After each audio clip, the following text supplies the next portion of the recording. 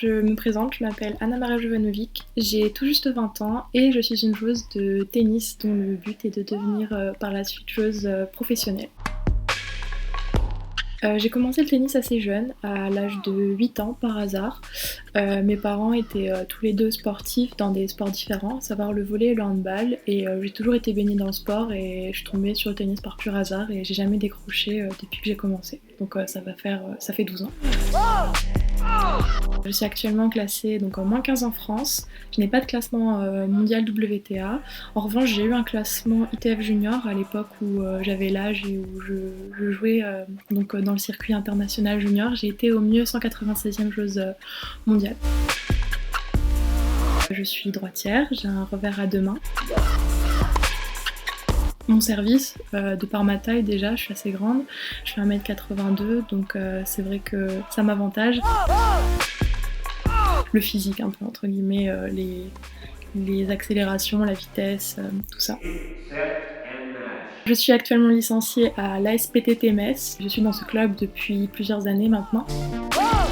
J'ai très bien performé sur le circuit junior étant plus jeune. J'ai gagné plusieurs titres, dont deux qui m'ont particulièrement fait plaisir. C'était au Kenya, à Nairobi. Donc j'ai gagné 2 tournois, dont un en double aussi, plus 2 en simple. Donc ça c'était vraiment une super expérience. Je suis aussi assez fière d'avoir été championne du Grand Est en 2019. Donc ça aussi c'était un beau titre. Mes meilleures performances en termes de victoires contre des joueuses, ça a pu être, j'ai gagné contre des joueuses numérotées françaises, donc numéro 27 et numéro 31. Alors malheureusement non, car j'ai suivi mes cours au lycée par correspondance, donc de la 3e à la terminale, donc avec le CNED, comme beaucoup de joueurs le font. J'ai eu mon bac sans souci, mais malheureusement par la suite j'ai voulu continuer les études, mais ça a été compliqué dans la mesure où les écoles et facs avaient du mal à s'adapter à mon emploi du temps qui est très chargé, dans la mesure où j'ai un entraînement bi-quotidien, départ en tournoi assez fréquent pour des durées indéterminées. C'était compliqué. Mais par contre j'ai continué là depuis un an environ, une formation en sophrologie à distance, donc qui me permet de rester dans le cadre du sport et ça m'occupe aussi, donc c'est bien de ne pas avoir que le tennis dans la vie. Je dirais qu'il y en a un qui m'a particulièrement fait plaisir, c'était au Kenya, la première fois que j'ai gagné un tournoi international. Donc ça c'était vraiment quelque chose d'assez incroyable, surtout que j'étais partie pour 3 semaines de tournoi. La première semaine je perds en quart de finale contre la personne, la fille contre qui j'ai joué en finale de la 2e semaine, et c'est de ce match-là dont je parle.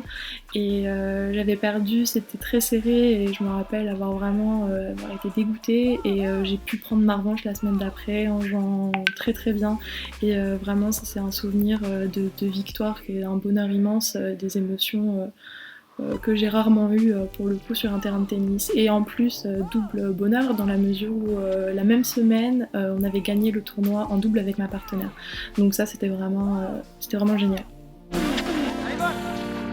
Alors moi j'ai cette chance de figurer parmi l'équipe en première division de mon club, donc la SPTT Metz, et on a une grosse équipe dans la mesure où la première joueuse elle a été 30e mondiale, et ça descend jusqu'à 200, 300 mondiales, même les remplaçants. Donc moi évidemment je remplace, je n'ai pas ce classement encore, j'espère. Et j'ai eu l'occasion de pouvoir m'entraîner avec des joueuses comme Bernarda Pera ou Ekaterina Alexandrova qui figurent dans le top 100.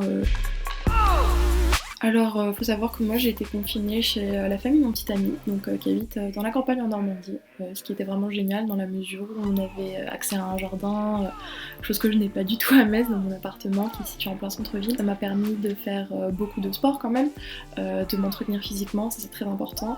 Et au-delà de ça, je pense un peu comme tout le monde, cuisiner énormément. Ouais, les séries, on a beaucoup regardé la télé, des films, on a fini La Casa des Papel, on a regardé...